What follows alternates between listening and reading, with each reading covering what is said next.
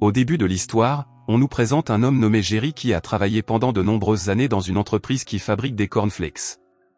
Mais en même temps, c'était aussi un génie des mathématiques. Il était capable de résoudre de grands problèmes mathématiques complexes en quelques secondes. Le jour de la retraite de Jerry arrive bientôt. Le soir de sa retraite, sa fille et son fils lui offrent un bateau pour qu'il puisse aller pêcher et passer le temps. Mais Jerry est rapidement frustré par cette nouvelle vie, car il était habitué à travailler et n'a désormais plus rien à faire. Jerry rend visite à son comptable, qui lui dit que garder son argent à la banque ne lui rapporte que 2% de rendement. Il lui conseille d'investir son argent en bourse.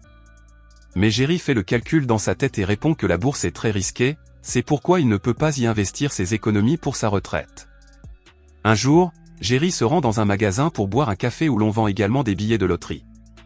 Le propriétaire du magasin explique à une jeune fille que lorsque personne ne remporte le jackpot, c'est-à-dire lorsque personne ne devine les 6 numéros, le jackpot de 2 millions de dollars est reporté au tirage suivant.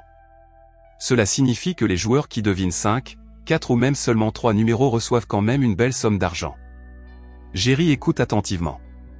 Après avoir analysé tous les chiffres, il découvre une faille dans la loterie qui lui permet de réaliser un profit. Il se rend alors chez son comptable et lui dit qu'il veut acheter des billets de loterie avec son argent. Le comptable est choqué, car quelques jours auparavant, Jerry avait refusé d'investir en bourse en raison des risques que cela comportait. Jerry explique que dans la loterie, la probabilité de deviner 3 numéros sur 6 est de 1 sur 54, tandis que la probabilité de deviner 4 numéros est de 1 sur 1500. Si nous achetons pour 2000 $ de billets de loterie, lorsque le roll-down aura lieu, il y aura au moins un billet qui aura 4 bons numéros, ce qui nous rapportera 1000 $. De plus, il y aura au moins 36 billets qui auront 3 bons numéros, ce qui nous rapportera 1800 $. Au total, nous aurons donc 2800 $, ce qui signifie que nous réaliserons un bénéfice de 800 $. C'est exactement ce que fait Jerry. Il achète pour 2000 $ de billets de loterie. Mais lorsque les numéros sont tirés, il finit par perdre 50 $. Cela le perturbe beaucoup et lui fait penser qu'il a commis une erreur. Peu à peu, cependant, il se rend compte qu'au lieu d'acheter seulement 2000 $ de billets, il doit en acheter davantage. Plus il a de billets, plus ses chances de gagner sont grandes. Ainsi, le mois suivant, il prend tout l'argent qui lui reste de sa pension, soit 1800 $, et retourne au magasin. Il achète pour 8000 $ de billets de loterie. Lorsque le moment du tirage arrive, il reste assis dans le magasin pendant des heures à calculer soigneusement et à noter ses numéros. Lorsque le calcul final est devant lui, il est stupéfait car au lieu de 8, il en a maintenant 18, ce qui signifie un bénéfice de 10 000 $, bien plus que ce qu'il espérait. Il ramène tout l'argent à la maison et le cache dans un bocal de pop-corn, car il ne veut pas dire à sa femme qu'il a acheté des billets de loterie. Mais finalement, sa femme trouve l'argent. À ce moment-là, il n'a d'autre choix que d'avouer la vérité, à savoir qu'il a trouvé une faille dans la loterie et que c'est ainsi qu'il a gagné cet argent. Au lieu de se fâcher, sa femme décide de le soutenir.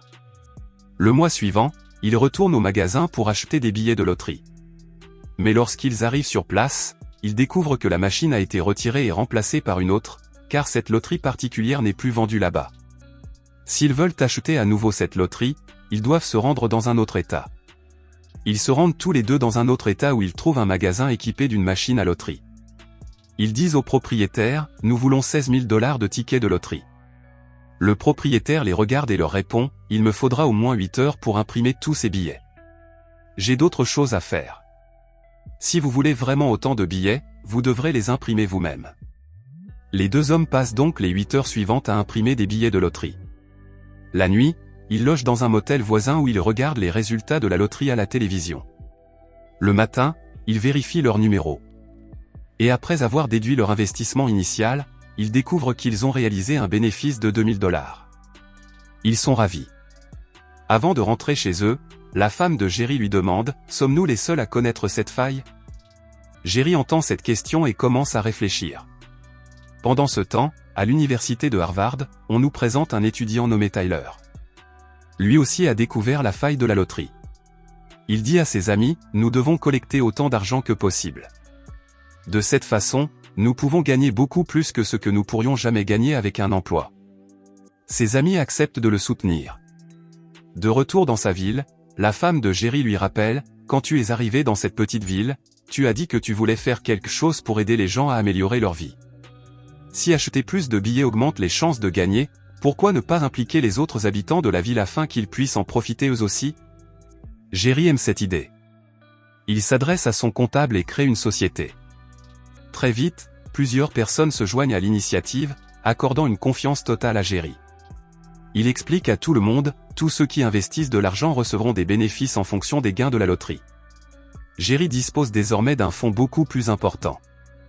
Ainsi, le mois suivant, lorsque vient le moment du roll-down, Jerry et sa femme retournent dans le même état où ils avaient imprimé les billets la dernière fois. Ils se rendent chez le même commerçant et lui disent, cette fois, nous voulons des billets pour une valeur de 40 000 $. Le commerçant répond, il faudra des jours et des nuits pour imprimer tous ces billets. Jerry suggère, pourquoi ne deviendriez-vous pas notre associé? Vous pouvez investir avec nous et réaliser vous aussi un bon profit. Le commerçant accepte. Désormais, Jerry et sa femme, ainsi que le commerçant, passent des jours et des nuits à imprimer des billets de loterie. Une fois de plus, ils réalisent un énorme profit, ce qui rend le commerçant heureux lui aussi. Au cours des mois suivants, ils continuent à engranger des profits de la même manière. De l'autre côté, à l'université de Harvard, Tyler gagne 50 000 $ dès sa première tentative, car il dispose de fonds importants. Tous ses amis sont issus de familles aisées. L'un des amis de Tyler lui dit, tout comme nous connaissons cette faille, il y a un vieil homme dans le Michigan qui la connaît aussi. Il a gagné beaucoup plus d'argent que nous. Ils se rendent compte que cet homme doit passer plusieurs jours à imprimer autant de billets, ce qui signifie qu'il est toujours là. Tyler et son ami se rendent dans le magasin où Jerry fête son anniversaire de mariage avec sa femme. Tyler les interrompt et dit, je sais que toi aussi, tu as découvert la faille de la loterie. C'est pourquoi je veux que vous investissiez tout votre argent avec nous. Mais ce que Tyler ne comprend pas, c'est que Jerry ne le fait pas seulement pour lui-même. Il le fait pour toute sa ville. Lorsque Jerry refuse l'offre de Tyler, celui-ci part en colère avec son ami. Toutes les personnes qui ont rejoint la société de Jerry sont devenues riches. Elles ont beaucoup d'argent et réalisent leurs rêves. Les actions de Jerry ont apporté du bonheur dans de nombreuses vies.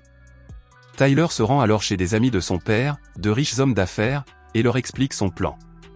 Ils acceptent de le financer. Lorsque le site indique que des billets d'une valeur d'1 million de $ ont été vendus, Tyler et ses associés achètent les billets restants avec leurs fonds, empêchant ainsi Jerry d'avoir la possibilité de les acheter. Jerry comprend que Tyler doit être derrière tout cela, car Tyler lui avait dit qu'ils avaient piraté le site web de Windfall. Jerry se rend à Harvard, où Tyler et les amis qui l'ont aidé à acheter les billets se sont réunis. Là, Jerry leur dit qu'il ne le fait pas pour l'argent.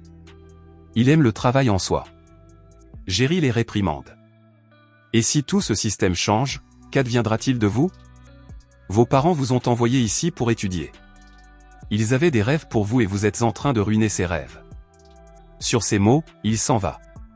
Plus tard, Jerry se rend chez le directeur de Windfall et lui dit que certains étudiants de Harvard ont piraté le site web de l'entreprise, ce qui leur permet de voir quand et combien de billets ont été vendus et de déclencher intentionnellement le roll-down à l'avance. Jerry soutient que tout le monde devrait avoir les mêmes chances de gagner. L'entreprise devrait donc mettre en ligne les données relatives à la vente des billets. La société accepte et les données du site web sont rendues publiques, ce qui signifie que tout le monde peut désormais voir en temps réel combien de billets ont été vendus. Le mois suivant, lorsque vient le moment du roll-down, Tyler demande de l'aide à ses amis, mais cette fois-ci, personne ne le suit. Tout le monde veut se concentrer sur ses études. Les paroles de Jerry les ont profondément touchés. La journaliste qui examine les données de la loterie découvre qu'outre Jerry, un étudiant de Harvard nommé Tyler a également gagné beaucoup d'argent. Elle va rencontrer Jerry et découvre qu'il n'a pas acheté les billets uniquement pour lui-même, mais pour toute la ville, afin que tout le monde puisse en profiter. L'histoire de Jerry et Tyler fait la une des journaux, révélant comment ils ont tous deux gagné des millions de dollars. Les propriétaires de la société qui gère la loterie se rendent également compte qu'il y a une faille dans leur logiciel. La société a annulé les licences, ce qui signifie que Jerry ne peut plus imprimer de billets de loterie dans ses points de vente. Dans le même temps, grâce à l'article paru dans le journal, le père de Tyler a découvert toutes ces actions. Il s'est rendu à l'auberge, a montré le journal à Tyler et lui a dit « Tu as assez étudié. Maintenant, viens à la maison avec moi. » Jerry est allé avec sa femme et a découvert que tous ses amis avaient organisé une fête pour lui. Son fils était également présent. Son fils lui a dit « Cette fois, tu n'as pas acheté les billets, mais nous avons tous ensemble imprimé les billets de loterie de toutes les machines de l'État. » Cela signifiait qu'ils allaient gagner des millions de dollars. En voyant cela, Jerry était très heureux car il pouvait à nouveau faire ce qu'il aimait le plus, vérifier les numéros des billets de loterie.